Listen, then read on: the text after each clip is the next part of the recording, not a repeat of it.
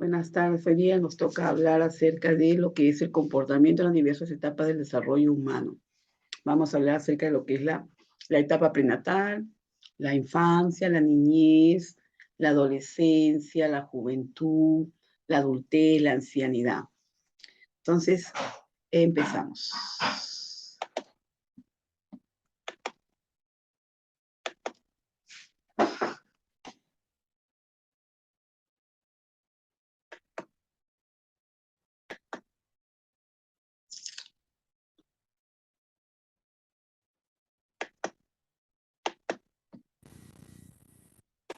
El comportamiento en las diversas etapas del desarrollo humano.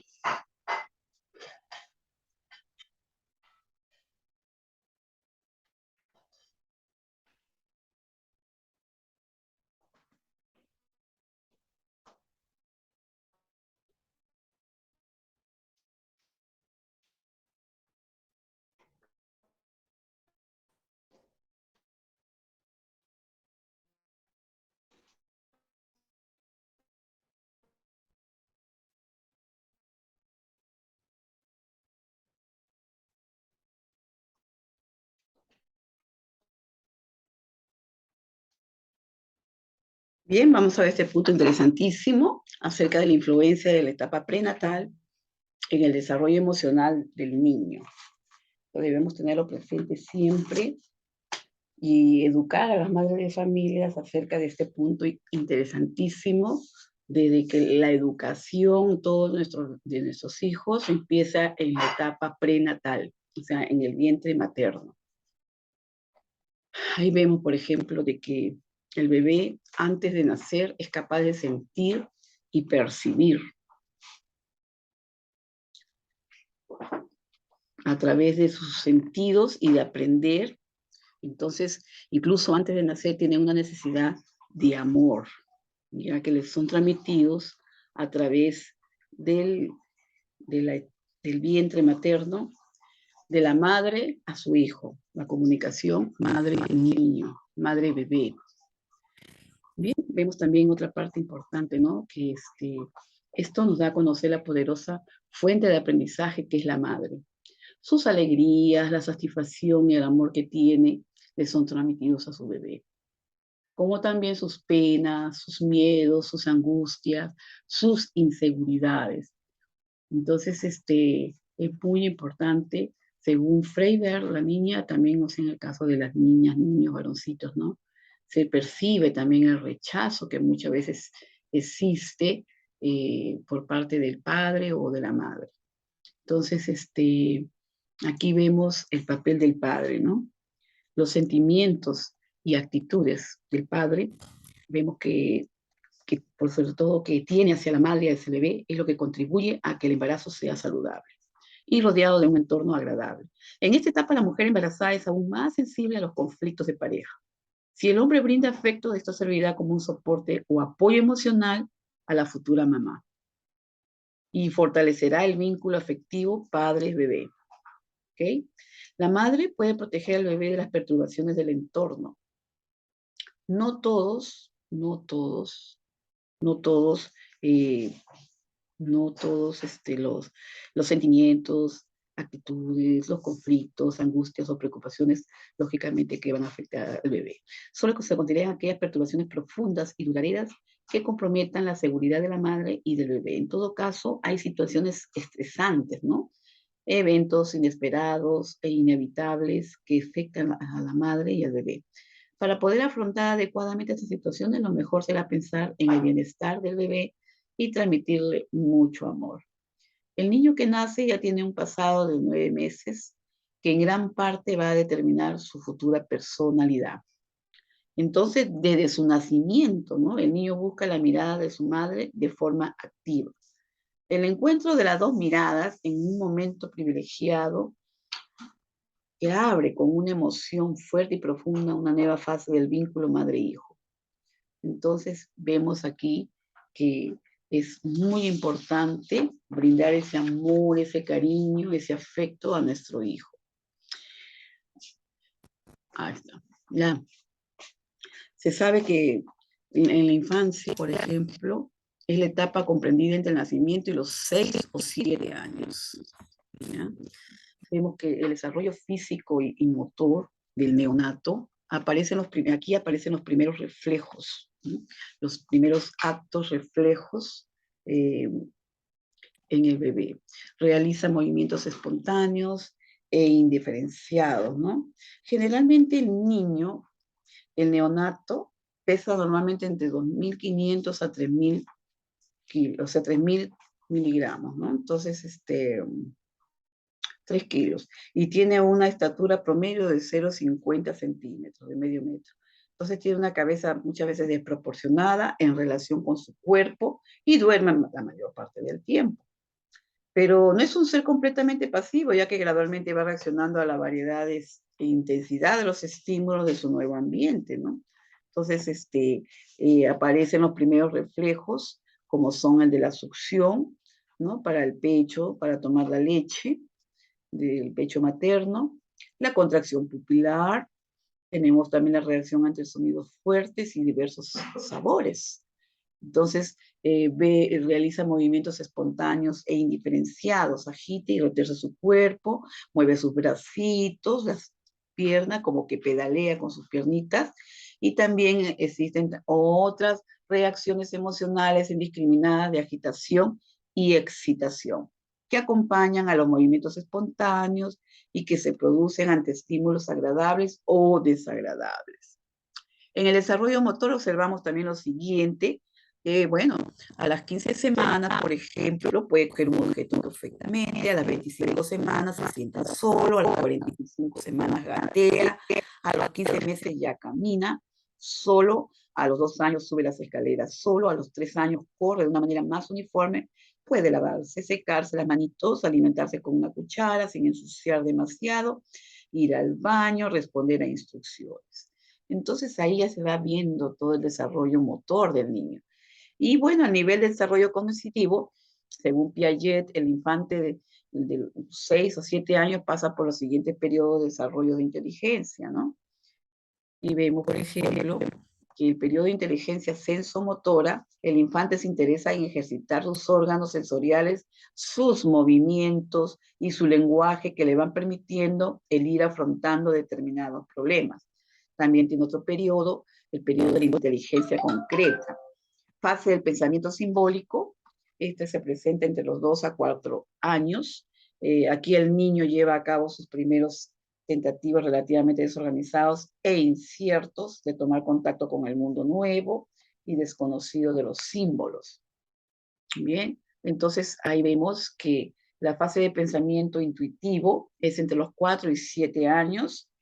Bueno, aquí se basa en los datos perceptivos, ¿no? Así 2 vasos llenos de la misma cantidad de bolitas, el niño dirá que hay más en el vaso largo, en fin, ¿no? En la infancia se produce el egocentrismo, es decir, todo gira en torno al yo del infante y es incapaz de distinguir entre su propio punto de vista y el de los demás. Desarrollo afectivo sexual y social. Se distingue en 3 fases. La fase oral, el niño llevará para experimentar y comunicar con los demás todo a la boca, ¿no? Él siente placer, ¿no? Aquí en la relación oral incluye la comunicación a través del tacto, el olor, la posición del cuerpo. Esta etapa se supera, pero siempre nos quedan rezagos tales como mascar chicles, fumar, llevar objetos a la boca. Hay casos en que no se supera esta etapa, entonces tenemos el carácter oral como el sujeto totalmente dependiente e inseguro. En la fase anal, se denomina así porque el niño ya comienza a controlar sus esfínteres y obtiene un placer reteniendo los movimientos intestinales que estimulan la mucosa anal.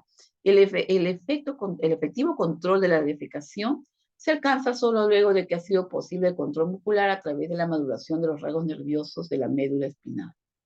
Por tanto, la educación prematura a la limpieza lleva a fijar a la persona en el carácter anal. Por ejemplo, el lavar o el coleccionar objetos es un rezago de analidad, o sea, es una relación que se hace, ¿no? Psicológicamente.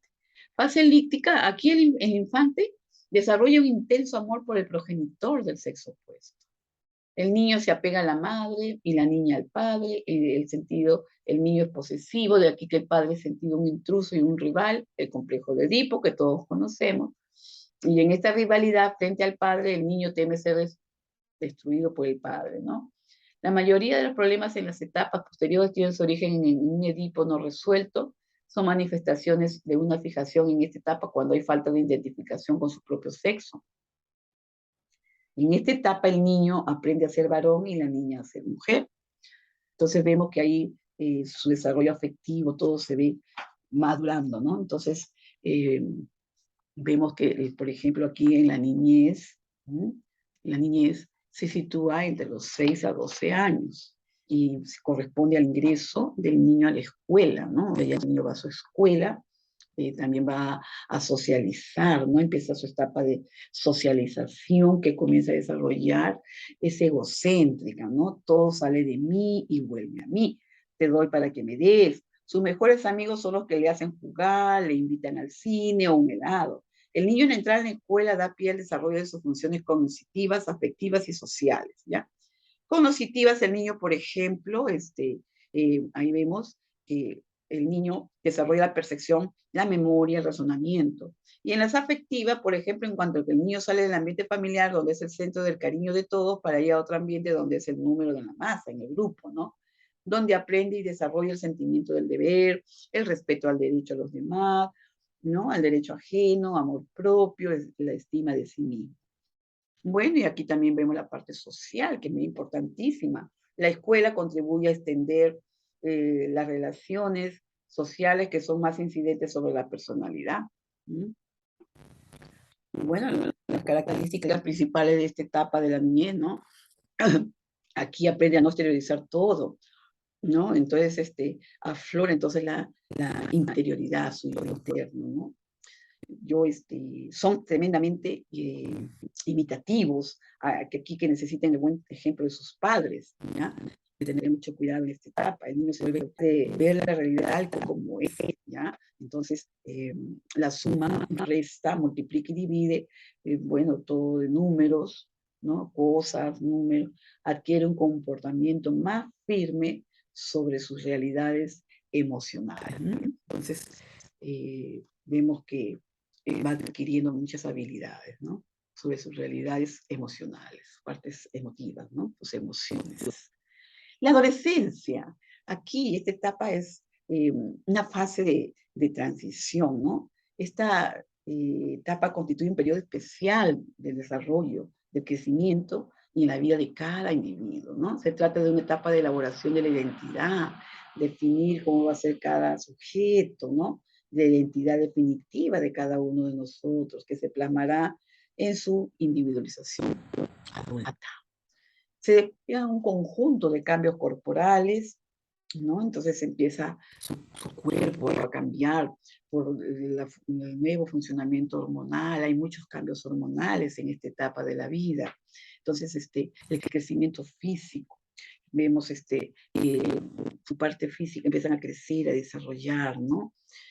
Y a nivel neuroendocrino, las hormonas empiezan a trabajar, se pone en marcha unas modificaciones corporales. Por ejemplo, aquí culminarán en la consolidación de un cuerpo adulto y facilitarán la aparición de los caracteres sexuales secundarios, diferenciados en el varón y en la mujer. Aparecen por primera vez manifestaciones de la capacidad genética y reproductiva con la menstruación y la primera emisión seminal, ¿no? En el varoncito. Estos cambios se acompañan también por el desarrollo de los deseos y las pulsiones sexuales con una intensidad que desconocía hasta ese momento y que constituyen uno de los elementos más difíciles de asimilar emocionalmente, ¿no? Entonces, ya el niño va presentando cambios. ¿Sí? Este conjunto de cambios físicos reciben la denominación desde la perspectiva biológica de pubertad. Igualmente cambia la ubicación social del adolescente, ¿ya? Y su ubicación sexual, perdón, social, ¿no? ¿Ya? Entonces, en esta nueva etapa, que es transitoria, eh, en cada sociedad y en cada etapa histórica varía lo que se llama la adolescencia, ¿ya? Según cada cultura también. Hay sociedades, por ejemplo, comunidades donde se facilita el tránsito de los adolescentes mediante ritos de iniciación. Eso existe en otras culturas, ¿no? La superación de estos ritos supone ser considerado adulto. La dureza también, por ejemplo, se presenta también un potencial mayor de trastornos en múltiples áreas que le hacen susceptible a manifestaciones patológicas también, ¿no? Muchas veces esos ritos, esos costumbres ceremoniales y pruebas son una medida que el adolescente tiene que superar para ser considerado adulto y admitido entre los congéneres. En estas sociedades, el adolescente sabe en estos casos a qué atenerse frente a la indefinición y dudas sobre lo que se le está solicitando, como ocurre en la mayoría de sociedades del ámbito occidental.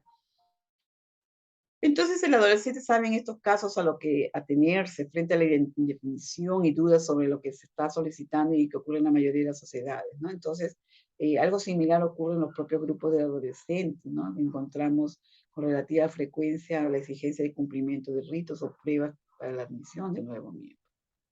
La adolescencia sería la etapa de la vida que por la característica de crisis del desarrollo presenta un potencial mayor de trastornos en múltiples áreas, que la hacen susceptible de manifestaciones patológicas. Hay que considerar la adolescencia como un periodo en que el adolescente se encuentra sometido a enormes presiones, tanto intensas, internas como externas. Bien, entonces aquí vemos que el adolescente se encuentra sometido a enormes presiones, ¿no? Como se está creciendo, desarrollando, siente muchas presiones por todos los cambios físicos, bioquímicos, neurohormonales y todo. Entonces el niño, el adolescente se siente muchas veces irritable, cambiante de humor. En un momento tú lo ves alegre, en otro momento lo ves triste, en otro muy emocional. En fin, son los cambios, ¿no? Propios de esta etapa, ¿no? Entonces aquí vemos que la ilusión también ante la madurez, ¿no? Por ejemplo, también la relación con sus padres, ¿no? Y cambiando de un estadio de dependencia emocional infantil a uno de mayor independencia afectiva porque va creciendo, ¿no? Entonces, vemos también pues la parte de la ilusión ante la madurez. El adolescente, por ejemplo, eh, lo estrena todo, ¿no? Relaciones, capacidades, sexualidad, ideas, relaciones con los demás y con el mundo que lo rodea. Entonces, revela denodados esfuerzos progresivos por conseguir su identidad adulta. Se esfuerza por adquirir su madurez y el temor de verse dominado por ansiedades y conflictos infantiles. No solo tenemos a un adolescente aterrorizado por descubrir un cuerpo sexual, sino un adolescente atemorizado por no lograr su anhelo de desarrollarse, ¿ok? La actuación del adolescente, aquí vemos, ¿no? O sea, necesita dar prueba de coraje en el mundo real. El adolescente puede sentirse extremadamente sensible por estos cambios. Él presenta miedos, muchas veces claustrofóbicos, o a sentirse invadido por el pasado y no poder realizar así su anhelo de ser adulto en el futuro, ¿no? Son inseguridades que, bueno, va pasando el tiempo y va cambiando todo esto, ¿no? Entonces vemos que los factores que ejercen un efecto sobre la conducta y comportamiento, por ejemplo, ¿no? En el adolescente. Vamos a ver sobre las relaciones con sus padres, ¿no? Va cambiando mucho. Por eso los padres allí eh, van viendo, ¿no? Que de un estadio de dependencia emocional a uno mayor de independencia afectiva, el niño va desarrollando sus relaciones con sus amigos, va viendo también la visión que tiene el adolescente de sí mismo como persona. Aquí destacan los elementos de ruptura, de pérdidas y abandono necesarios para seguir adelante en el desarrollo, en los cambios, ¿no? Esta situación se ve complicada por la actitud de los propios padres muchas veces, ¿ya? Entonces, esto también hay que ir mejorando, ¿no? Bien, vemos también, por ejemplo, que en esta etapa, el proceso, por ejemplo, por la sexualidad, ¿no? Infantil también se perderá en aras de conseguir una identidad sexual clara y definida. En los niños los roles sexuales no son tan definidos porque todavía ellos están madurando. Este periodo, por ejemplo, supone un cambio en la relación con sus padres. Entonces, siempre es muy importante que los padres sepan conversar con sus hijos en estas etapas, ¿no? De la vida. Siempre debe haber una muy buena relación entre los padres y sus hijos durante esta etapa que es de muchos cambios, ¿no? Entonces, lógicamente, ya, y bueno, el adolescente, ¿no? Está mirando todo lo que es su imagen corporal, ¿no? Los cambios. se cuida más. La adquisición de la imagen corporal también dependerá de la percepción subjetiva, ¿no? De su aspecto físico, ¿ya? Y su capacidad funcional sexual, ¿no? Su maduración, cómo va. Entonces también de la relación, de las relaciones de objetos y de sus configuraciones internas, ¿no? Todos los cambios que van sucediendo en él o en ella, ¿no? Su entorno, ¿no? Su relación con el entorno. ¿No? Entonces, todo esto es muy importante ir trabajando con ellos, ¿no? En cuanto al entorno, por ejemplo, la valoración del cuerpo aumentará o disminuirá dependiendo de si percibe el adolescente muestra una enorme vulnerabilidad ante la aprobación o desaprobación de los demás, que satisface o no las expectativas de quienes le rodean, sus padres y de todo que proyectan inconscientemente sobre él, deseos, ¿no? Aumento la vivencia de inadecuación, etcétera, ¿no? Entonces, aquí también se va a ver, por ejemplo, la imagen corporal ideal. Quiere ser perfecto, ¿no? Con la que se compara y que constituye el ideal del yo. Entonces, vamos a ver que, resumiendo a modo de conclusión, aquí en la adolescencia no se inicia la actividad sexual, ¿no? Sino que se intensifica. ¿Mm? Aquí el cuerpo actúa y sirve como representante simbólico, como pantalla de proyección, donde expresa conflictos, formas de relación, ¿no? De ansiedades, defensas. Aquí en el cuerpo se centran también los aspectos y defensas narcisistas en forma de un hiperinvestimiento del mismo. Bien, entonces aquí las dificultades de aceptarse se proyectan en el cuerpo, en su apariencia y en sus realizaciones. Entonces, fundamentalmente en su adecuación sexual, ¿ok? Entonces, vemos afectando, por ejemplo, muchas veces la autoestima y generando sentimientos intensos de humillación. Son muy vulnerables, muy susceptibles, en eso hay que trabajar mucho en su autoestima de ellos, ¿no? Porque muchas veces el adolescente con estos cambios hormonales que estamos mencionando, empiezan con este problema del acné y muchas veces se acomplejan, se sienten muy incómodos, ¿no? Entonces, ellos, lógicamente, como están en esa etapa de la perfección, se sienten muy mal, ¿no? Bueno, aquí tienen que entrar a tallar los papás, ¿no? Hablar sobre esto, ¿no? Entonces, esto hay que apoyarlo muchísimo emocionalmente. Bueno, viene esta etapa muy bonita que es la juventud. En esta etapa, por ejemplo, comprendida entre los 18 y 25 años, el individuo se encuentra más tranquilo con respecto a lo que fue su adolescencia, aunque todavía no ha llegado al equilibrio de la adultez. Aquí el joven es capaz de orientar su vida eh, y de llegando a la progresiva integración de todos los aspectos de su personalidad.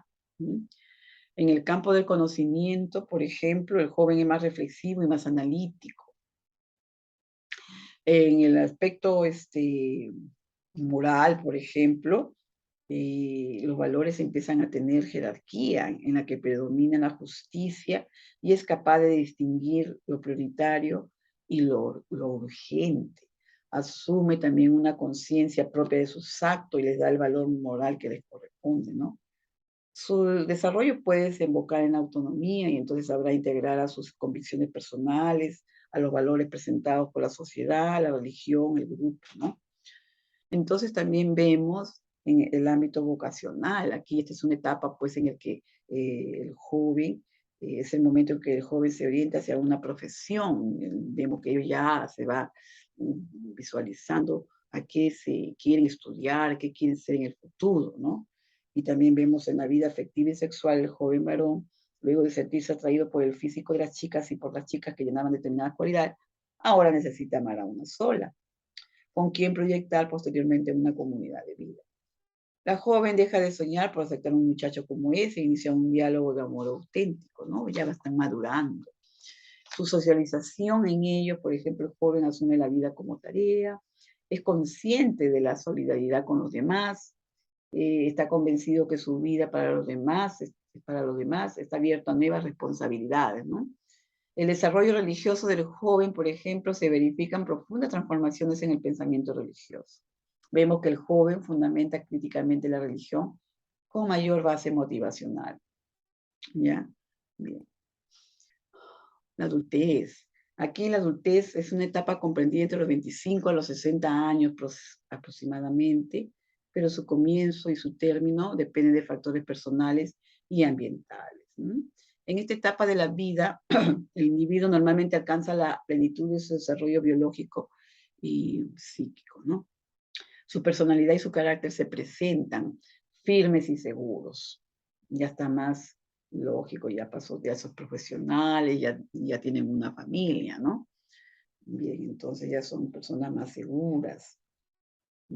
Pero hay otros de personalidad que también no tan firmes ni seguras. Finalmente existen los que adolecen de una pobre y deficiente manera de ser, ¿no? Sucede también.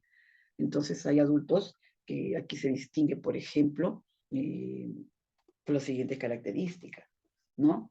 De firme y segura personalidad. Vemos también de personalidad no tan firme ni segura, o sea, un poco inmaduro, ¿no? Son formas, o sea, se fueron formando así, que adolecen también de una pobre y deficiente personalidad que los lleva a comportamientos ineficaces y hasta anormales, ¿sí? O sea, no madurar en su proyecto, ¿no? De vida. Entonces, la adultez, el adulto maduro controla adecuadamente su vida emocional, ¿ya? Eh, lo que le permite afrontar problemas con mayor celeridad y seguridad que en las etapas anteriores. Se adapta mucho más a la vida social y cultural, forma su propia familia, ¿no? También vemos que reconoce y valora sus propias posibilidades y limitaciones, unas cosas e incapaz para otras, ¿no? Normalmente tiene una percepción correcta de la realidad, ¿no? Eso es más objetivo, ¿ya? Entonces, esto lo capacita para comportarse con mayor eficacia y sentido de responsabilidad. El adulto inmaduro, aquel que se quedó en el camino, pues, ¿no? Es contradictorio en su comportamiento, es incoherente, por ejemplo, ¿no? No controla sus reacciones emocionales, estalla, ¿no? Él también, por ejemplo, no percibe la realidad como es, le falta objetividad.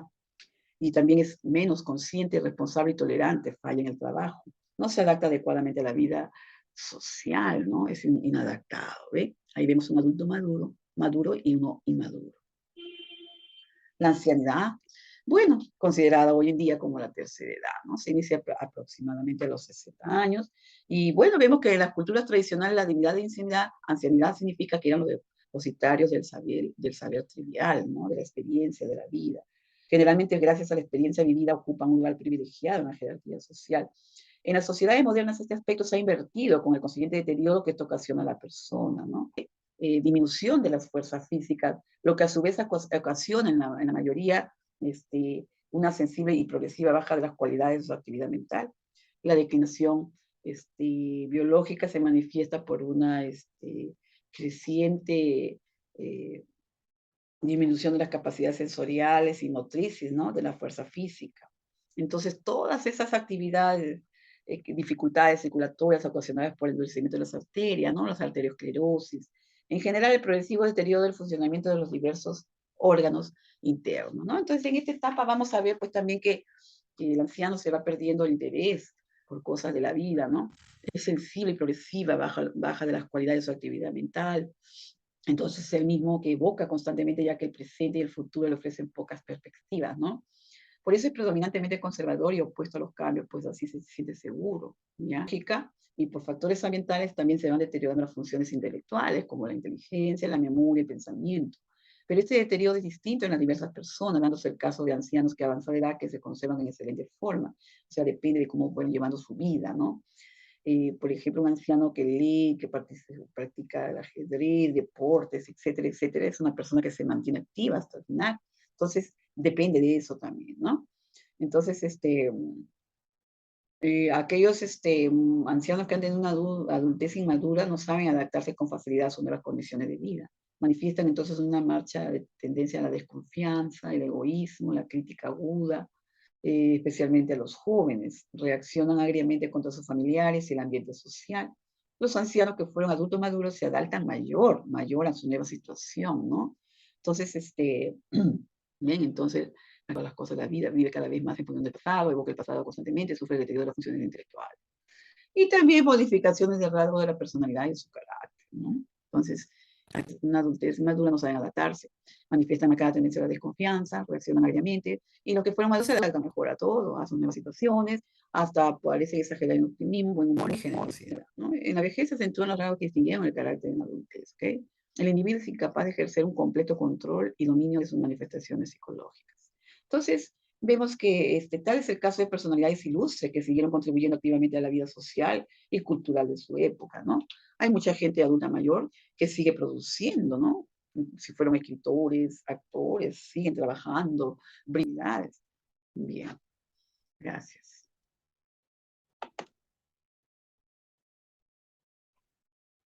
Bien, en la plataforma estoy dejando una tarea para que la resuelvan, ¿ya?